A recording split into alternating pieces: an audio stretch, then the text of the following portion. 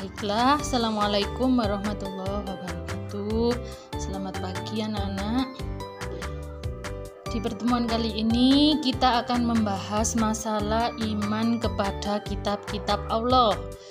Tujuan pembelajaran kali ini ialah memahami pengertian kitab-kitab Allah, mengetahui macam-macam kitab Allah dan Rasul penerimanya.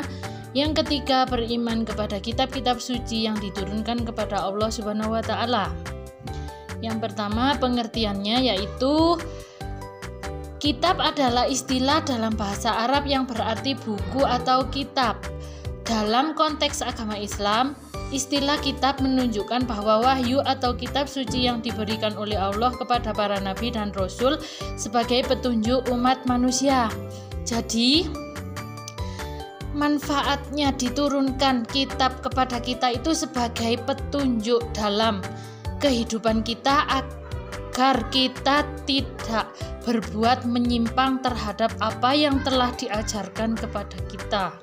Ya, dengan demikian kitab itu sebagai petunjuk kita untuk melakukan apa saja yang akan kita hadapi. Berikutnya, macam-macam kitab beserta penerimanya. Yang pertama yaitu kitab Al-Quran, kitab umat Islam yang dianggap sebagai wahyu terakhir yang diberikan kepada Nabi Muhammad SAW. Yang kedua, kitab yang diberikan kepada kitab Taurat yang diberikan kepada Nabi Musa. Yang ketiga, Zabur, kitab yang diberikan kepada Nabi Daud. Yang keempat, Injil, kitab yang diberikan kepada Nabi Isa alaihissalam. Yang kelima, Suhuf. Suhuf itu kitab-kitab yang diberikan kepada Nabi sebelumnya. Kalian pasti sudah paham kalau Al-Quran itu kitab suci umat Islam.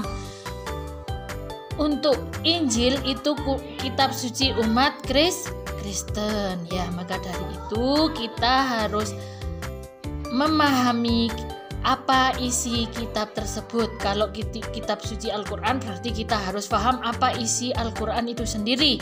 Ya, dengan demikian kita tidak akan menyimpang terhadap apa ajaran yang telah diberikan oleh Allah. Selain itu, di dalam pengertian lebih umum, kita bisa merujuk pada buku atau tulisan yang berisi pengetahuan atau ajaran tertentu, tidak hanya dalam konteks agama. Ya, dalam konteks apapun kita harus berpedoman pada kitab suci Al-Quran. Ya. Sekarang hikmah beriman kepada Allah, yaitu meyakini bahwa Allah menurunkan wahyunya kepada nabi-nabi dan rasulnya melalui kitab yang menjadi petunjuk umat manusia. Kitab-kitab tersebut mengandung wahyu ilahi yang mengajarkan tentang kebenaran, petunjuk moral, hukum, dan ajaran agama yang harus diikuti oleh umat manusia. Jadi kita harus beriman kepada kitab-kitab yang telah ada. Sampai di sini ada pertanyaan? Kalau tidak ada pertanyaan, kita tutup dengan bacaan hamdalah. Alhamdulillahirobbil alamin. Sekian, terima kasih.